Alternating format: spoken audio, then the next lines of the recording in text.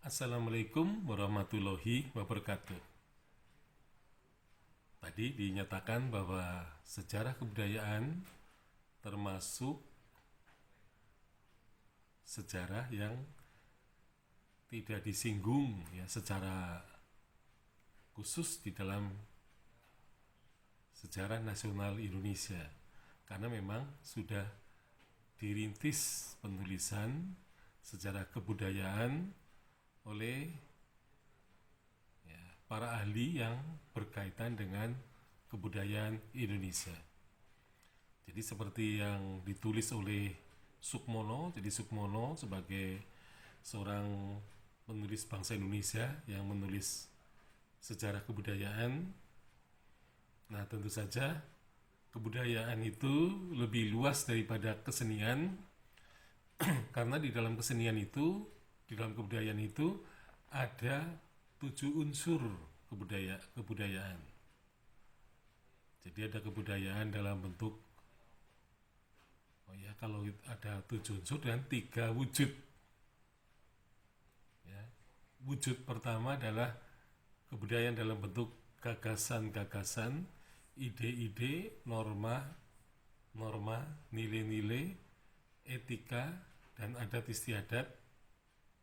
Jadi ini termasuk kebudayaan dalam bentuk pikiran atau bersumberkan kepada otak manusia. Nah, kemudian wujud yang kedua adalah, ini wujud pertama disebut cultural system atau sistem budaya. Nah, kemudian ada lagi kebudayaan dalam bentuknya atau wujudnya social system, yaitu budaya dalam bentuk perilaku atau tindakan berpola dari masyarakat. Artinya, masyarakat berperilaku, bertindak yang dilandasi oleh pola. Nah, pola itu misalnya etika, adat istiadat, atau gagasan-gagasan yang lain gitu ya. Jadi orang punya pikiran, kemudian melakukan tindakan. Nah, kemudian wujud yang ketiga adalah artefak, yaitu benda-benda atau bangunan-bangunan. Jadi orang melakukan tindakan, membuat benda-benda dan bangunan, itu merupakan suatu hal yang beruntun dilakukan. Artinya orang berpikir, bertindak, dan berbuat. Itulah yang disebut wujud kebudayaan. Nah, tetapi 3 wujud kebudayaan ini akan selaras dengan 7 unsur. Nah, 7 unsur itu adalah misalnya ada unsur yang berkaitan dengan organisasi sosial. Jadi dalam masyarakat pasti ada organisasi sosial. Kemudian ada sistem pengetahuan. Jadi masyarakat secara akumulatif akan mencatat pengetahuan-pengetahuan yang pernah mereka miliki dalam hidup ini. Nah, kemudian ada sistem teknologi. Jadi sistem teknologi ini merupakan perkembangan dari sistem ilmu pengetahuan. Jadi ada ilmu pengetahuan, kemudian ada teknologi sebagai bentuk terapan dari unsur ilmu pengetahuan itu. Jadi teknologi ini yang memudahkan manusia dalam kehidupannya, misalnya bagaimana dia cara membangun dengan mudah, cara memperoleh sesuatu dengan mudah, cara mencari keuntungan dengan mudah. Nah, ini semuanya berkaitan dengan teknologi. Nah, kemudian yang keempat adalah sistem perekonomian. Jadi perekonomian ini merupakan cara masyarakat pada masa lampau untuk menghidupi dirinya sendiri dan juga menghidupi orang lain. Itu orang harus mempunyai sistem ekonomi atau mata pencarian. Nah, kemudian yang kelima, masyarakat juga harus menggunakan alat komunikasi yang sama, yaitu bahasa.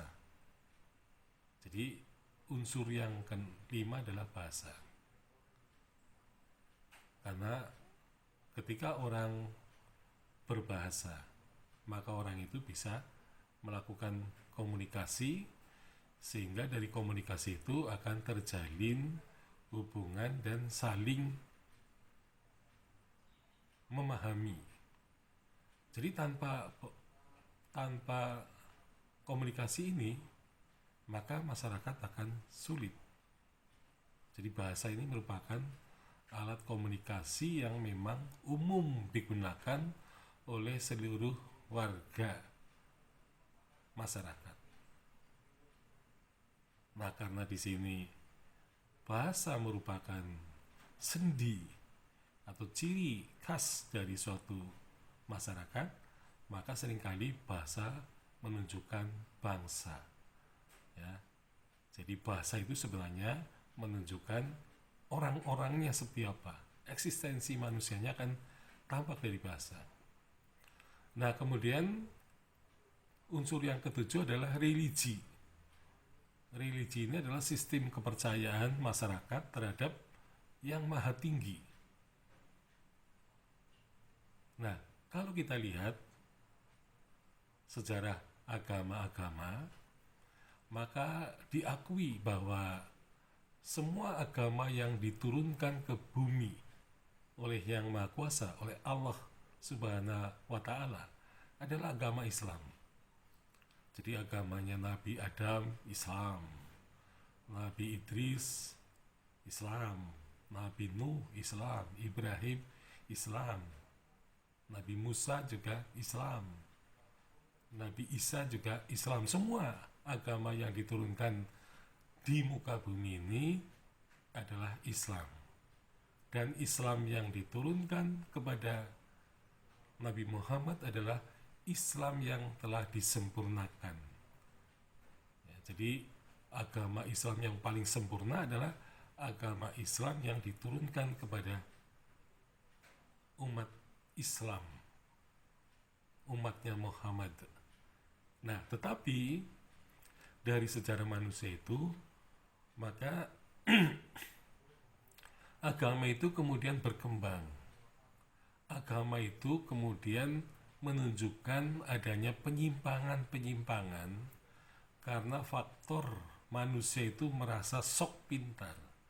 Manusia merasa sok lebih pintar daripada Tuhannya, daripada Allah. Sehingga di sini ada aliran-aliran yang bisa dikatakan sesat, baik itu sesat kanan maupun sesat kiri.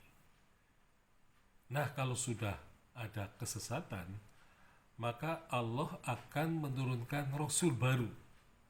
Dan Rasul baru akan meluruskan kembali agama yang sudah diturunkan pada Rasul atau pada kaum tertentu.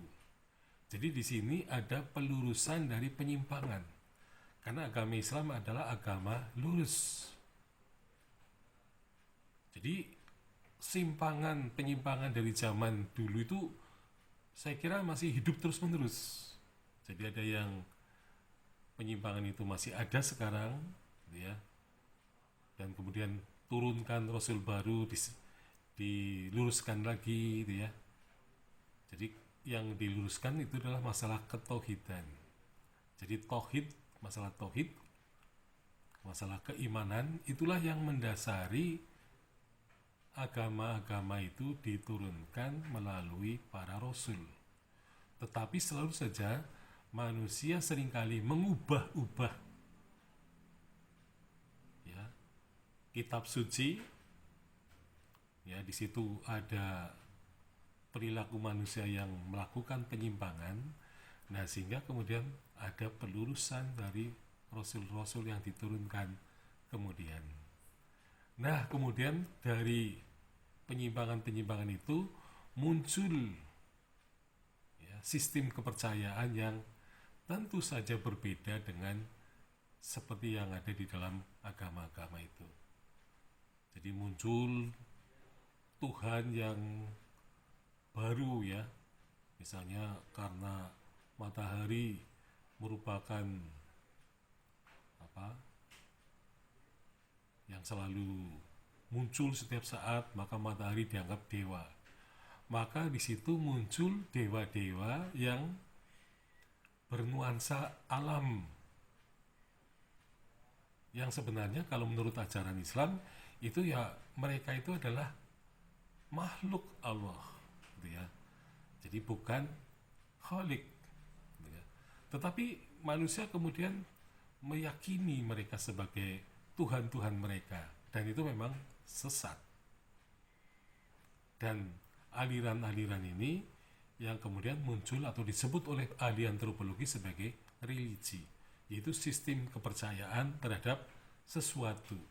Nah, ini merupakan kebudayaan ya. Jadi kalau agama jelas bukan kebudayaan, tetapi agama yang diselewengkan itu merupakan kebudayaan, meskipun sebenarnya yang disebut kebudayaan itu merupakan sesuatu yang mempunyai nilai positif. Jadi kalau penyimpangan itu bukan kebudayaan, korupsi itu bukan kebudayaan. Korupsi adalah kebiasaan mencuri harta negara, mencuri kekayaan orang lain. Itu namanya korupsi. Jadi korupsi bukan budaya. Nah, tapi ini penyimpangan ini menjadi budaya gitu ya. Jadi memang sebenarnya agak bertolak pikiran gitu ya. Jadi yang namanya kebudayaan pasti mempunyai nilai positif. Nah, kemudian yang terakhir adalah kesenian. Kesenian adalah unsur kebudayaan yang melihat segi-segi keindahan dari benda yang dibuat manusia ya, kemudian bangunan yang dibuat oleh manusia, kemudian sastra, bahasa indah ya, kemudian juga unsur yang lain ya, seperti nyanyian, syair gitu ya. Itu adalah kaitannya dengan seni, atau ada seni bangunan, ada seni arca. Nah, ini merupakan wujud dari sejarah kesenian. Jadi pada intinya sejarah kebudayaan ini tidak dibahas di dalam sejarah nasional Indonesia. Sekian, Assalamualaikum warahmatullahi wabarakatuh.